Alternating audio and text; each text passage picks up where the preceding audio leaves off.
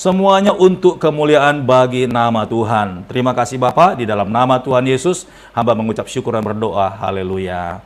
Amin. Segala sesuatu yang masuk lewat mulut, keluar lewat mulut. Tidak mungkin ada orang kerasukan roh jahat kalau tidak orang itu tak jadi tumbal reset. Dalam nama Yesus. Dalam nama Yesus. Dalam nama Yesus. Menjauhi kejahatan, bilang ini punya kerajaan surga, udah amin.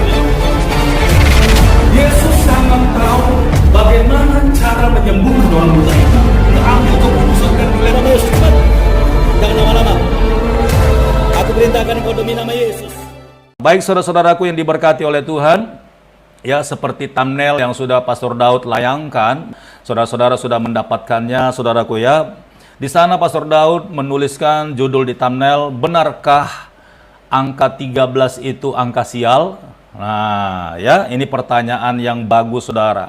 Karena sampai saat ini masih banyak orang percaya dengan yang namanya ajaran-ajaran nenek moyang, saudara. Saya tidak tahu kapan munculnya angka 13 itu diklaim menjadi angka yang tidak beruntung, angka yang membawa kesialan, atau angka yang tidak menjadi berkat, atau angka yang menakutkan, saudaraku. Ya, tidak pasti dan tidak jelas. Ada yang katakan ketika satu buah roket yang diluncurkan ke bulan pada tanggal 13 tepatnya, kemudian roket itu gagal dan meledak di angkasa, saudara, dan kemudian mereka mencatat bahwa tanggal 13 itu tanggal yang tidak baik. Haleluya. Nah, saya mau katakan, saudara, bahwa dari tanggal 1 sampai tanggal 30 kah, atau dari tanggal 1 sampai tanggal 28 kah, atau dari tanggal 1 sampai tanggal 31 kah, semua tanggal itu baik, ya. Karena tanggal itu berhubungan dengan hari. Kalau pada saat ini misalnya ya, bulan Oktober ini tanggal 1-nya jatuh hari apa gitu ya, kemudian besoknya hari apa. Nah, saya mau katakan kepada semuanya bahwa semua hari ya yang bersinggungan dengan tanggal, semua hari yang Allah ciptakan itu baik adanya. Tidak ada hari yang buruk, tidak ada hari yang membawa sial, tidak ada, saudara. Hanya saja kitanya yang percaya dengan sesuatu yang mungkin membuat kita jadi terintimidasi, saudaraku. Ya. Nah, sebelum kita teruskan, saudara, saya ingin mengajak kita untuk membaca kitab Amsal, saudaraku, ya. Berhubungan dengan angka 13, tolong ingat juga ya, tolong dicatat. Haleluya. Tanggal 13. Jadi biar saudara ingat Amsal 13 ayat 13. Jadi saudara bisa hafal. Oh, ternyata ini gitu ya. Nah, saya membantah sebuah paradigma bahwa tanggal 13 itu adalah tanggal sial. Saya bantah dengan kebenaran firman Tuhan. Yuk sama-sama kita baca, saudaraku. Amsal 13 ayat 13. Jadi ingat ya, Amsal 13 ayat 13. Jadi kalau ingat angka 13, sebenarnya angka 13 itu adalah angka yang diberkati. Haleluya. Ya, haleluya. Yuk, ya. Saya tunggu saudara untuk membukanya. Praise the Lord. Amsal 13 ayat 13. Yang sudah dapat katakan amin, ya. Haleluya. Saya akan baca, saudara, ayat ke-13 dari Amsal 13. Demikian firman Tuhan. Siapa meremehkan firman? Nah, siapa meremehkan firman, ia akan menanggung akibatnya. Ini dia masalahnya, saudaraku, ya. Kenapa angka 13 itu menjadi angka yang tidak beruntung atau ketidakberuntungan? Karena pada saat orang melakukannya mungkin di tanggal 14, mungkin di tanggal 13, atau mungkin di jam 13, saya tidak tahu. Yang pasti Amsal 13 ayat 13 berkata, siapa meremehkan firman, ia akan menanggung akibatnya. Jadi orang-orang yang mengalami kemalangan di tanggal 13 adalah orang-orang yang tidak taat kepada firman. Orang-orang yang menabrak apa yang Tuhan tidak izinkan. Akhirnya mereka mengalami yang namanya kemalangan, saudaraku. Sekali lagi saya akan bacakan. Siapa meremehkan firman, ia akan menanggung akibatnya. Haleluya. Tetapi siapa taat kepada perintah akan menerima balasan. Jadi saudaraku, ketika kita menghadapi tanggal 13, saudaraku, tetapi kita sedang melakukan atau sedang mentaati firman Allah, tidak ada bicara kemalangan, saudaraku. Tidak ada bicara kesialan, tidak ada bicara sesuatu yang merugikan, tidak ada bicara sesuatu yang menakutkan, tidak ada, saudaraku, tidak ada. Tapi saya heran ya, kalau kita jalan-jalan ke mall, kemudian kita naik lift gitu ya. Nah, itu rata-rata saudaraku, saudara boleh perhatikan ya, giliran di level 1 ada, level 2 ada, level 3 ada, di level 4 nggak ada. Dari lift nomor 3 ke nomor 5, saudaraku. Saya bingung ya, kenapa angka 4 itu menjadi sebuah angka yang keramat buat orang, sehingga angka 4 itu tidak didapatkan di lift. Padahal angka 4 itu baik, saudaraku. Dari angka 1 sampai angka 31 itu baik, karena angka-angka atau tanggal itu menyatakan hari sebenarnya ya. Hari, saudaraku, karena kalau tanggal 1 sampai tanggal 31 itu 1 bulan. Jadi 1 bulan itu 4 minggu. Nah, 1 minggu itu 7 hari. Hari Senin sampai hari Minggu. Atau hari Minggu ya, hari pertama itu sebenarnya hari Minggu, hari terakhirnya itu hari Sabtu, hari Sabat, saudaraku. Ya, makanya kalau bahasa Inggris itu disebutkan yang pertama sekali hari adalah Sunday. Sunday itu hari Minggu ya. Hari pertama itu hari Minggu, Sunday ya. Kemudian hari terakhir itu hari Sabtu. Tapi kita mengikuti schedule tanggal sesuai kalender ya, itu karena masuk kerja, masuk sekolah, dimulai hari sibuk itu hari Senin sampai hari Sabtu, saudaraku. Minggunya itu libur. Nah, yang pasti saudaraku bahwa semua tanggal yang berhubungan dengan hari itu semuanya baik, nggak ada yang nggak baik. Tapi heran kenapa orang menganggap angka 4 itu angka yang tidak baik ya. Kalau orang Chinese bilang itu 4 itu artinya si itu artinya mati ya. Nah, saya nggak tahu dari mana itu angka 4 itu si itu mati. Karena apa, saudara? Dari dasar angka saja kalau kita mau ikutin angka 4, Injil itu ada 4 ya. Injil itu keselamatan. Wow, bagaimana kita mau bisa menerima angka 4 itu mati? Kaki meja ada 4. Kalau kaki meja itu 3 langsung tumbang dan roboh, saudaraku ya. Jadi harus 4 ya. Jadi 4 itu adalah angka 4 yang diberkati. Angka 4 itu solid, saudaraku.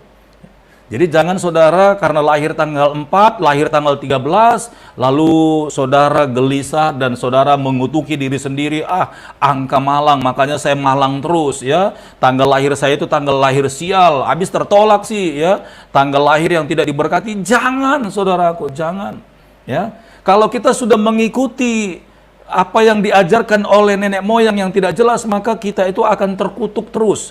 Kita dikutuki terus dengan pikiran kita. Makanya kita tidak bisa maju-maju. Kita tidak bisa keluar dari kehidupan kita. Akhirnya kita tertekan, kita stres, kita sakit-sakitan, kita pikir kita sudah dikutuki sama tanggal. Padahal pikiran kita yang menentukan bagaimana kekuatan fisik kita, saudaraku.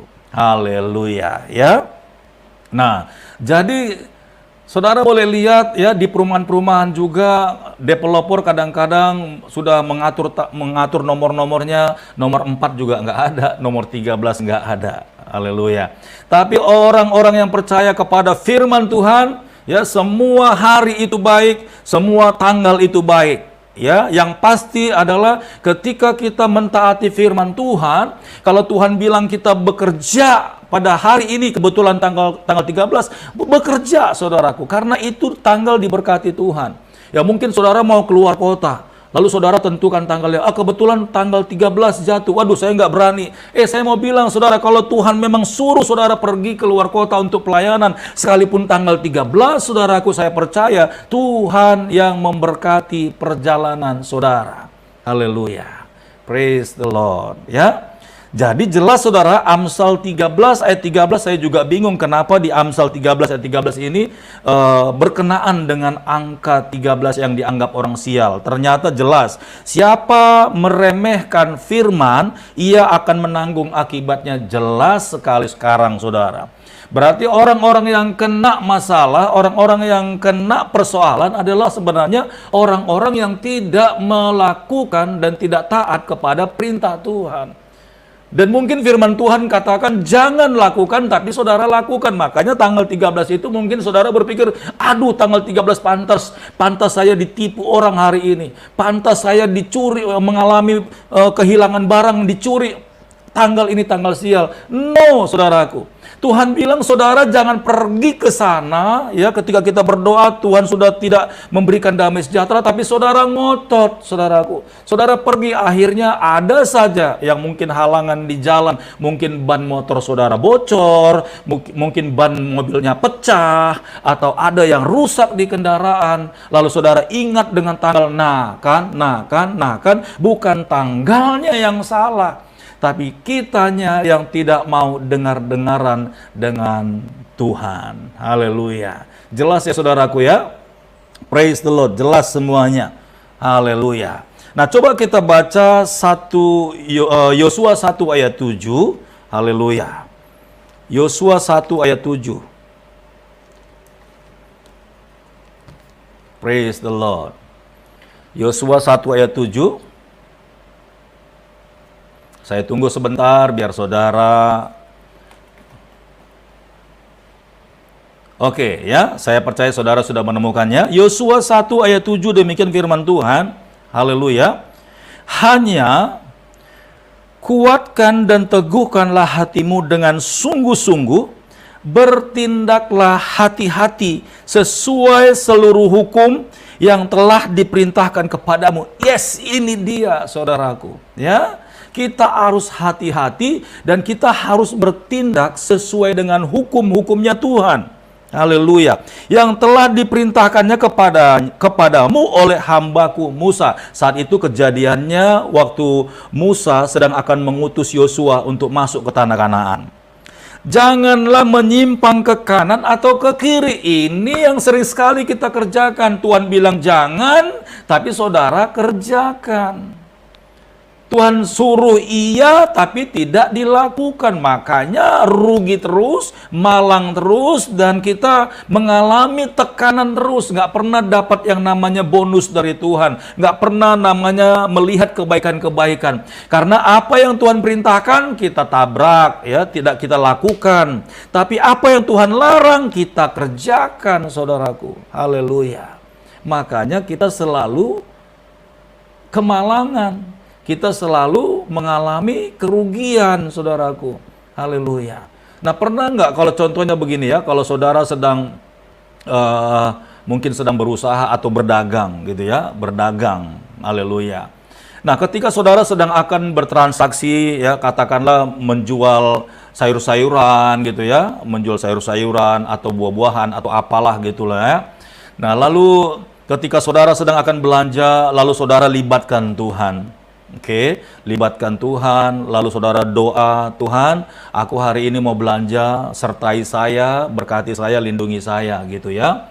Lalu ketika saudara berdoa kepada Tuhan, itu doanya itu bukan ngambang saudara, itu langsung naik ke surga. Hanya saja jawabannya itu mungkin belum saudara dengar, sementara doamu itu sudah sampai ke surga, ke telinga Tuhan, ya. Karena firman Tuhan berkata, bukan telingaku kurang panjang untuk mendengar, kurang tajam untuk mendengar, ya. Telinga Tuhan itu tajam mendengar, tapi karena dosa-dosamu lah, itu kitab Yeremia pasal 1 ayat 5 berkata seperti itu, saudaraku. Ya, jadi ketika kita sudah berdoa kepada Tuhan, Tuhan itu sudah dengar, saudara. Lalu saudara pergi belanja, kemudian begitu udah nyampe di tempat perbelanjaan itu, saudara mau beli untuk bahan-bahan yang dijual. Nah, di sana Tuhan ngomong, saudaraku, karena saudara udah berdoa tadi dari rumah, ketika di tempat itu Tuhan sudah ngomong, yang ini kamu boleh beli, yang ini jangan. hatimu itu sudah mulai gelisah, ini beli enggak ya, ini beli enggak ya, ini beli enggak ya. Ketika saudara mulai bertanya-tanya di situ, sebenarnya Roh Kudus sudah ngomong sebenarnya. Karena sebiasanya saudara ketika belanja, saudara yakin full, yakin 100% dan tidak ada masalah. Tapi ketika saudara sudah mulai ragu-ragu, sebenarnya ada sesuatu yang mengingatkan, ini beli enggak ya? Nah, di sini yang kadang-kadang kita tidak peka dengan Tuhan, saudaraku. Lalu kita beli aja lah, udah beli aja lah, tos-tosan, untung-untungan gitu ya. Nah, ternyata saudara tidak tahu, padahal tadi Tuhan mau katakan sama kita, karena dia kadang-kadang tidak terlalu audible, dia cuman hanya berbicara di hatimu, lalu saudara beli. Dan ternyata saudara begitu nyampe di tempat saudara berdagang, saudaraku, haleluya, itu barang-barang semuanya sudah busuk. Kelihatan sih masih segar tadinya di sana, tetapi ketika nyampe di tempat saudara, loh kok barang ini sudah benyek semua. Nah, sebenarnya Tuhan tahu, sebenarnya Tuhan sudah kasih tahu agar kita itu jangan sampai kerugian, tapi sering sekali ini terjadi, saudaraku. Haleluya. Ya, makanya kita harus taat dengan suara Tuhan dan perintah Tuhan, saudara. Ya, saya teruskan baca dari kitab Yosua pasal 1 tadi. Haleluya. Janganlah menyimpang ke kanan atau ke kiri, supaya engkau beruntung kemanapun engkau pergi. Haleluya. Jangan menyimpang ke kanan ke kiri, artinya linglung, artinya ragu-ragu. Haleluya. Ya. Kalau kita sudah mulai ragu-ragu, berarti di sana itu sudah terjadi dua keputusan, iya atau tidak, tidak atau iya, saudaraku. Ya, dikatakan di sini ikutin perintah Tuhan, teruslah gitu ya. Kita harus tegas dengan Tuhan. Kalau hari ini misalnya kita mau beli ini, katakan Tuhan aku mau beli ini, kasih tunjuk, Tuhan pasti akan tolong, saudaraku. Kalau saudara ragu-ragu, jangan lakukan. Jangan lakukan. Tuhan nggak pernah memberikan dua option, terserah kamu, nggak begitu, saudaraku. Iya, ya, tidak, tidak. Jadi kalau saudara ragu, jangan. Jadi kalau saudara nggak jadi beli, batal saat itu, saudara nggak akan rugi kok, nggak akan rugi. Nggak akan rugi, saudaraku. Ya, jadi disitulah Tuhan berbicara. Sekali lagi saya baca ayat 7. Hanya kuatkan dan teguhkanlah hatimu. Saudara harus punya hati yang teguh, yakin betul. Ya, ikut Tuhan itu nggak boleh ragu-ragu. Kalau kita sudah doa, maju terus. Ya, maju terus, saudaraku.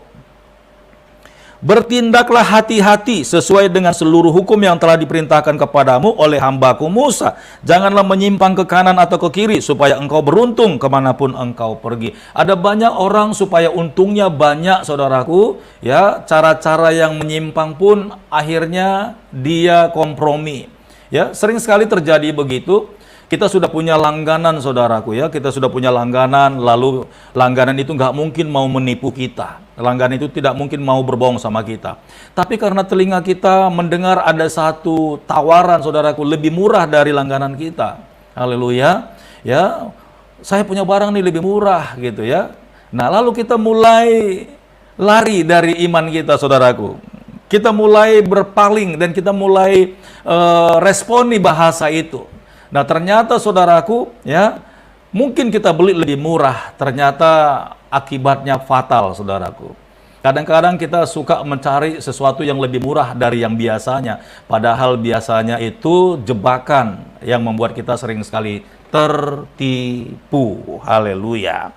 Ya, jadi kita harus belajar seperti Yosua. Ketika Musa menasihatkan dia, janganlah engkau menoleh ke kanan dan ke kiri, itu artinya bimbang dan ragu-ragu atau kompromi dengan kiri kananmu. Jangan, tetaplah berjalan, dengar-dengaranlah dengar Tuhan, dan engkau pasti akan beruntung dan engkau akan berhasil. Haleluya. Ya, jadi kita harus taat dengan perintah Tuhan, saudaraku. Kita harus taat dan kita harus setia. Jangan kita kompromi dengan dosa. Ya. Kadang-kadang kita tidak menyadari kita sudah dijebak bahwa yang kita beli itu adalah barang penipuan, barang tipu-tipu, barang jebakan, ya. Akhirnya kita jatuh dalam kerugian, saudaraku. Haleluya, praise the Lord. Yuk, mari sama-sama kita baca kembali, saudara, ya. Kita baca Kejadian 1 ayat 18. Praise the Lord. Kejadian 1 ayat 18. Kenapa saya katakan tadi bahwa setiap hari itu hari yang diberkati oleh Tuhan?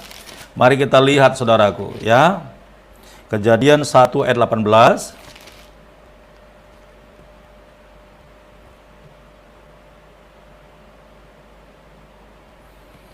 Saya tetap menunggu saudara. Haleluya.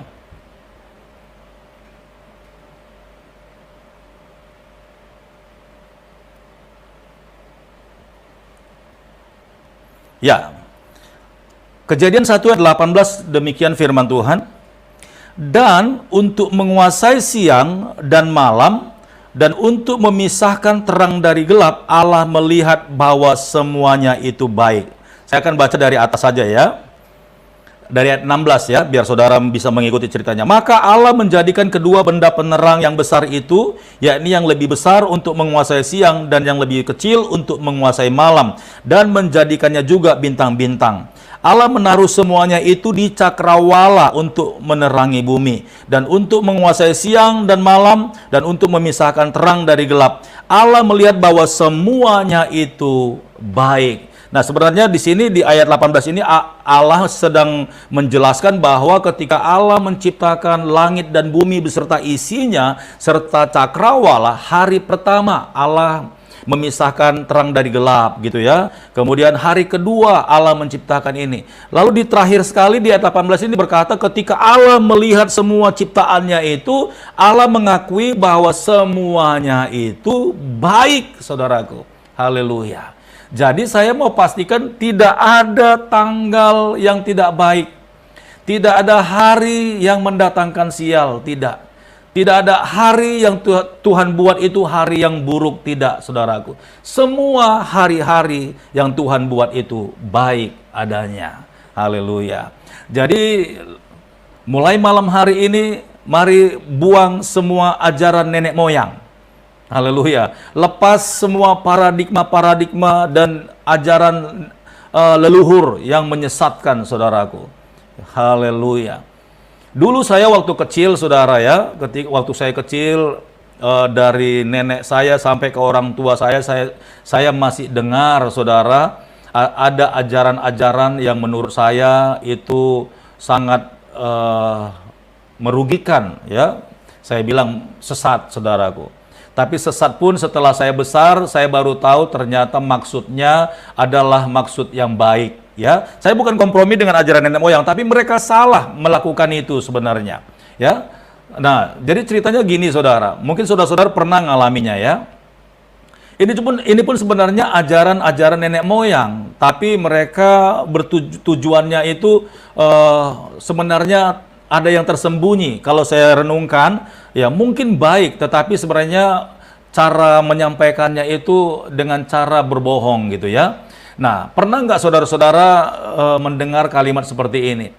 Ketika kita makan, ya, lalu kita ambil lauknya, orang tua bilang, jangan banyak-banyak makan ikan, ya, apalagi dulu tuh ikan asin, saudara ya. Jangan banyak-banyak makan ikan, nanti kamu cacingan. Hei ya, haleluya.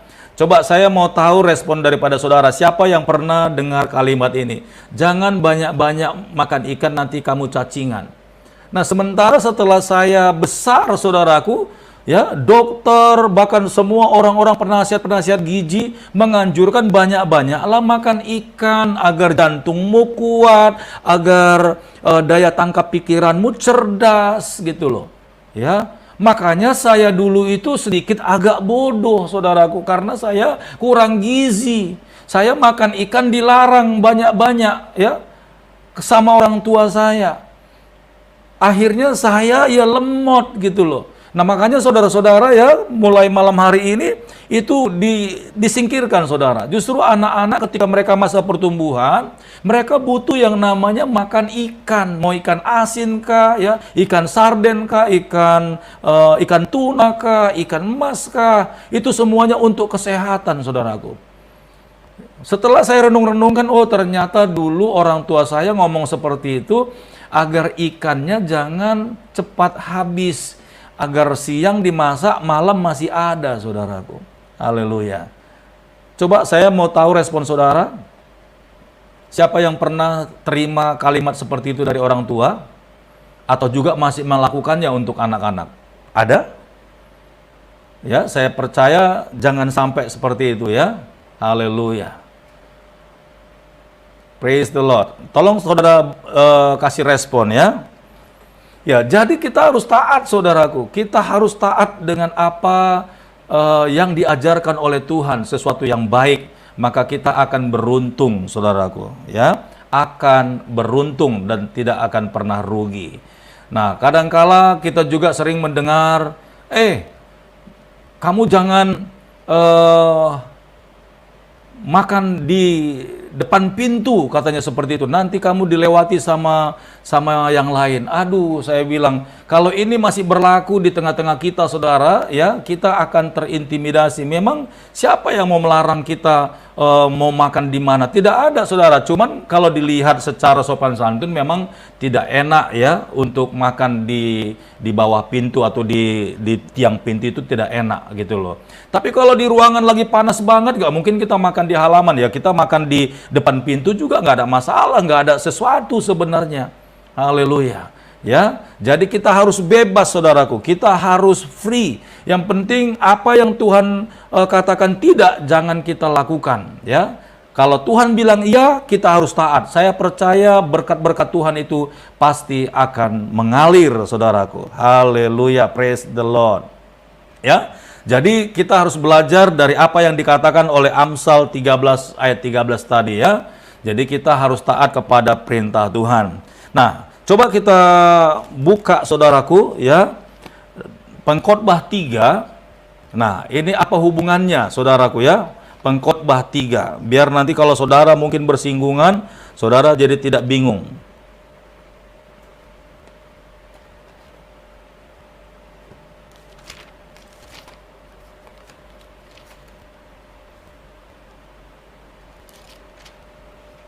Ya, Pastor Daud buka Alkitab juga saudara ya.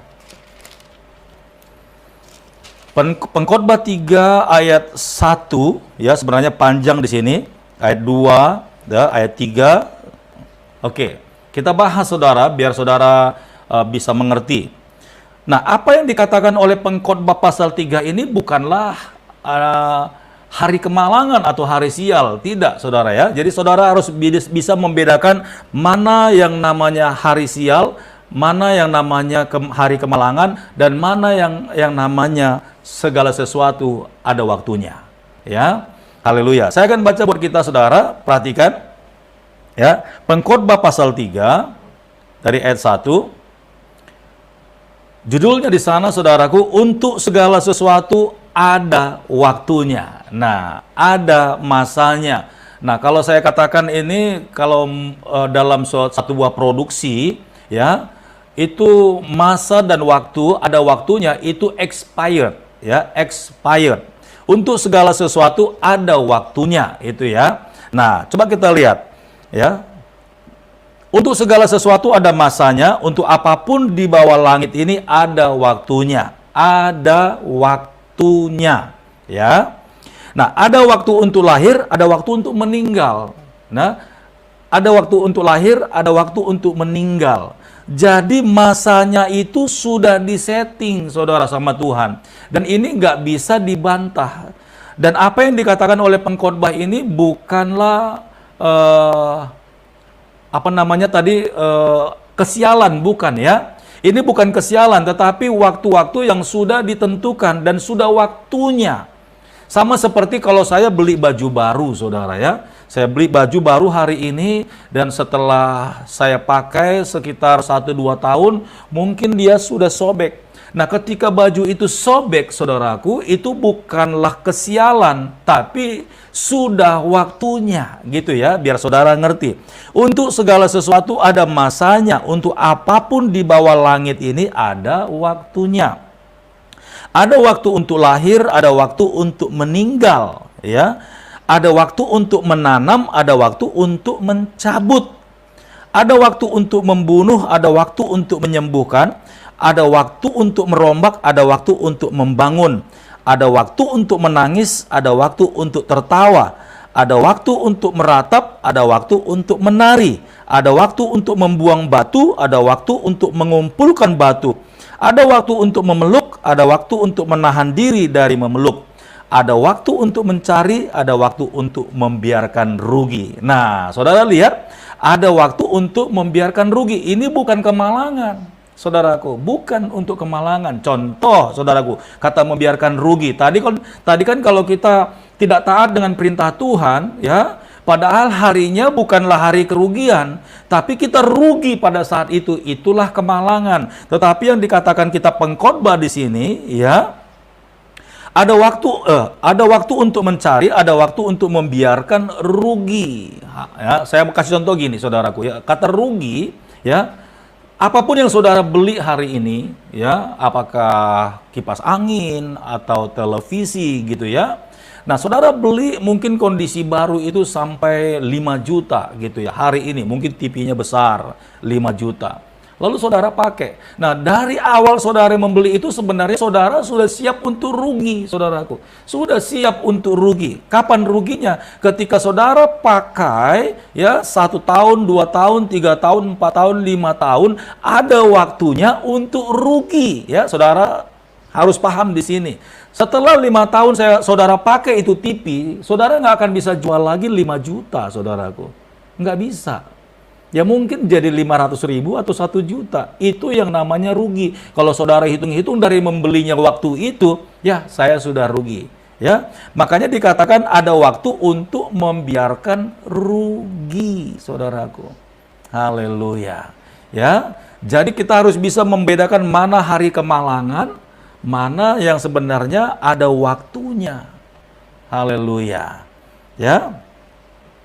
Jadi malam hari ini, saudaraku, ya, kita sudah diajarkan oleh Tuhan agar kita tidak mengikuti apa yang dilakukan oleh manusia. Ya, manusia sering sekali mengingat hari-hari buruk dan itu dia anggap menjadi tanggal keramat, ya. Dan itu dia ingat-ingat menjadi hari kemalangan. Dan buat kita itu bukan dari Tuhan. Ya. Itu semuanya terjadi karena ketidaktaatan kita. Tadi kita sudah baca kitab Amsal, saudaraku. Itu semuanya terjadi dari ketidaktaatan kita. Nah, jadi malam hari ini, saudara, kita harus belajar untuk mentaati firman Tuhan agar hidup kita beruntung, saudaraku. Haleluya. Agar hidup kita diberkati, agar hidup kita benar-benar menikmati apa yang Tuhan sediakan. Haleluya. Praise the Lord, haleluya. Ya, kita baca satu ayat lagi, kita buka Kolose 2 ayat 8, saudaraku. Kolose 2 ayat 8.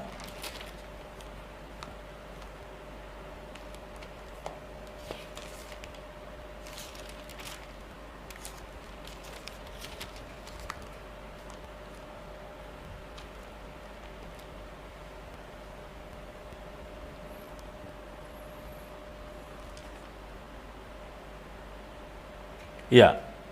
Saya akan baca buat kita semuanya Kolose 2 ayat 8, tapi lebih bagus dari ayat 6 ya, saudaraku ya. Judulnya di sana kepenuhan hidup dalam Kristus, kepenuhan hidup dalam Kristus.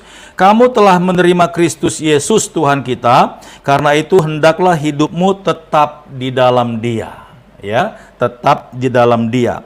Hendaklah kamu berakar di dalam Dia dan dibangun di atas Dia. Hendaklah kamu bertambah teguh dalam iman yang telah diajarkan kepadamu, dan hendaklah hatimu melimpah dengan syukur. Ayat 8. Hati-hatilah supaya jangan ada yang menawan kamu dengan filsafatnya yang kosong dan palsu menurut ajaran turun-temurun dan roh-roh dunia, tetapi tidak menurut Kristus. Haleluya. Praise the Lord. Ya, jadi apa yang sudah saudara dengarkan tadi yang Pastor Daud sudah bagikan, ya. Mari sama-sama kita hidupi, saudaraku, agar kita benar-benar hidup sesuai dengan tuntunan Tuhan. Sekali lagi, Tuhan tidak pernah menjadikan waktu-waktu buat anak-anaknya adalah waktu-waktu kecelakaan. Ya, kenapa kita kecelakaan? Karena kita tidak dengar-dengaran dengan Dia, karena kita tidak taat dengan Tuhan. Semua hari baik, semua tanggal itu baik. Jadi mari sama-sama kita berkati setiap waktu yang kita punya. Ketika kita bangun sampai kita tidur nanti, semuanya adalah jam-jam yang diberkati. Ketika kita mulai kerja hari Senin sampai hari Minggu, semuanya pun adalah waktu-waktu yang diberkati. Kita berkati semuanya. Karena Tuhan menciptakan semua hari-hari itu baik adanya. Tuhan Yesus memberkati. Shalom.